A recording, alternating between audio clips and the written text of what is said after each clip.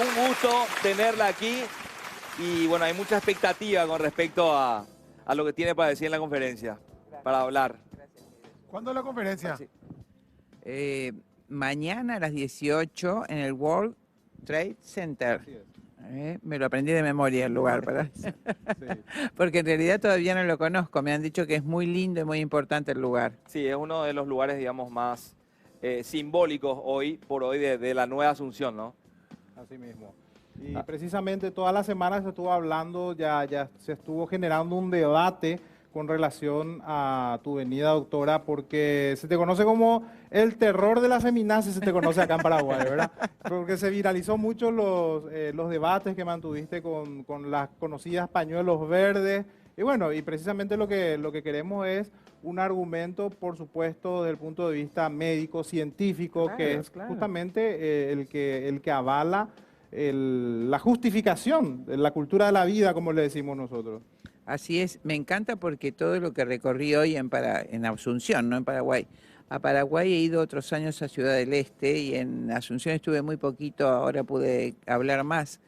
Todos los jóvenes he visto que son pro vida, o la mayoría de los jóvenes a los que le he preguntado, en realidad, como debería ser, me habla de una sociedad mucho más sana. Más conservadora, sí. Claro, no sé si conservadora, yo te diría más sana, porque en realidad ninguna cultura de la historia se jactaba de matar a sus hijos. En realidad todas las culturas de todos los tiempos defendían a sus propios hijos y hacían enormes sacrificios para la prosecución de su cultura y de su especie. No solo los seres humanos, los animales. Es decir, es una aberración biológica que una persona considere un derecho matar a sus hijos y ir contra su propia especie. Las arañas, por ejemplo, cuando no tienen comida para su cría, se enroscan en la tela y se dejan comer por su cría. Los pelícanos se pican el pecho cuando no tienen comida y con su sangre alimentan a sus pichones.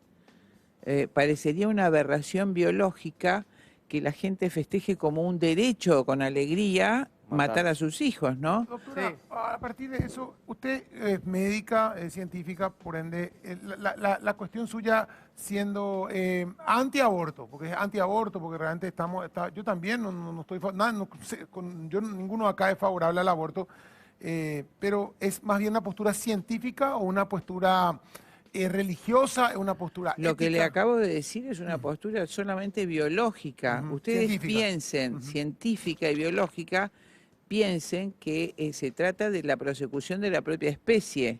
Si no me referí, no descarto, por supuesto, los argumentos éticos y de otro tipo, simplemente que lo primero que uno toma es el sentido común y la sanidad de una sociedad que por sentido común defiende a sus propios hijos, como las especies biológicas. O sea, es un argumento etológico, ¿verdad? Porque la etología es el que compara todas las especies y más bien el argumento es de conservación de la propia especie. Claro, antes de ir a la parte científica y ética. Exactamente. La etología que al contemplar la conducta de los animales uno aprende, ¿no? Así, esa es la sabiduría también de la gente de campo, que a veces te impresiona en frases sencillas los conceptos que tienen profundísimos, de mirar la naturaleza. Sáquenle a una gata una cría. Por favor, una gata, una mansa gatita es una fiera.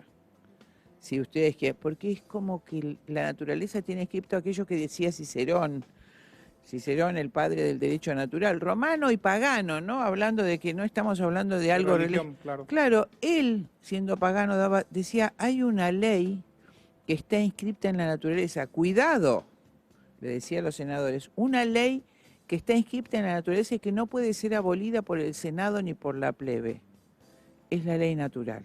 Doctora, ¿en qué momento surgió esta su forma de manifestar, su forma de ser en la vida en contra de las abortistas, en contra de la esterilización, de la homosexualidad, la anticoncepción? ¿En qué evento hizo para que... ¿Cómo nace la lucha? ¿Cómo nace su lucha? Bueno, el aspecto personal, por supuesto, siempre pensé así, nunca pensé en mis primeros años, en mi juventud, que este pensamiento lógico iba a ser cuestionado. La lucha se dio, pero concretamente hay un punto, es interesante la pregunta que usted me hizo. Yo me puse de novia muy joven, me casé a los 18 años cuando estaba en segundo año de medicina, el requisito era que mi marido él se recibió de veterinario, entonces nos podíamos casar.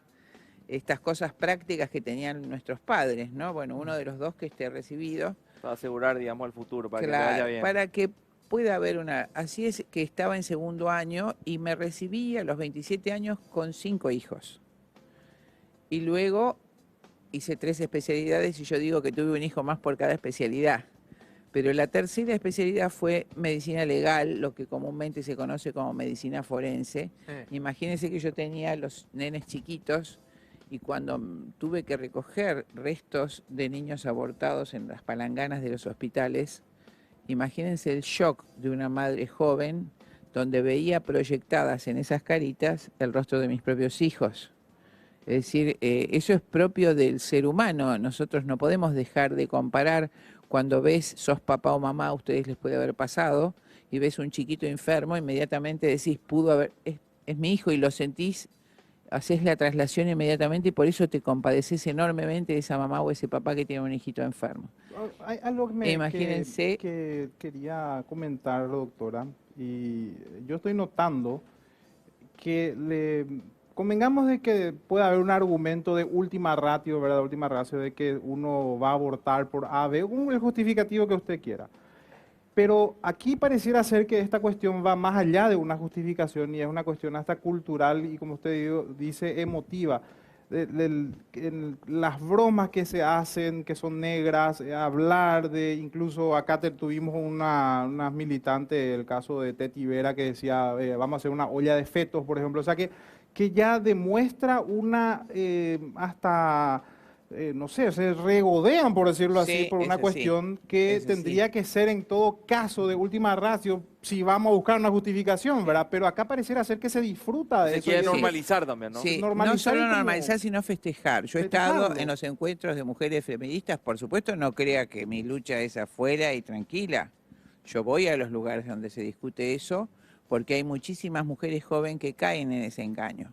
2 acotaciones. Primero, esto es psicología de masas y están usadas políticamente. ¿No es cierto? Ese es otro aspecto. Yo también fui docente de ciencias políticas hace muchos años, más de 20 años, de una materia de ciencias políticas que se llama geografía humana, que antiguamente era demografía. Entonces hay coincidencias, podemos decir, los modernos dicen sincronizaciones, a la par que me pasaba eso respecto del aborto en forma muy personal. En mi materia estudiaba el desarrollo de las poblaciones y los intereses y los documentos que van surgiendo a lo largo del siglo XX en el hemisferio norte, con el fin de controlar la población de los países subdesarrollados para acceder a los recursos, documentos concretos con los cuales he dado clase. Me refiero al informe de Aaron Moynton, por ejemplo, del año 73, donde le informa al presidente Nixon que es inconveniente que los países en vías de desarrollo estén en estado de paz, que debe suscitar la guerra interior y exterior para poder acceder a los recursos. Me refiero al documento que pide el presidente Nixon en el año 69, hace una comisión para educar a la población para que no tenga hijos, divide ese estudio, se llama Población y Futuro Americano, firmado por la comisión del presidente Nixon en 1969, dividida en 3 bloques, cómo educar a la población para que no tenga hijos, cómo educar a los padres para que no tengan hijos, y la tercera se llama educación sexual, para educar a los niños con otras alternativas sexuales que sean infecundas. Una vez que tiene ese informe, es el origen de la educación sexual, ustedes saben, queridos amigos, que Rockefeller en 1950, con Margaret Sanger, la creadora del movimiento feminista norteamericano, hace en 1916 la Liga Eugenésica de Control de Natalidad, esterilizando a miles de familias pobres. Antes de la Segunda Guerra, en Estados Unidos, 27 estados tenían eugenesia obligatoria en Estados Unidos. Doctora, Luego, ahí cuando se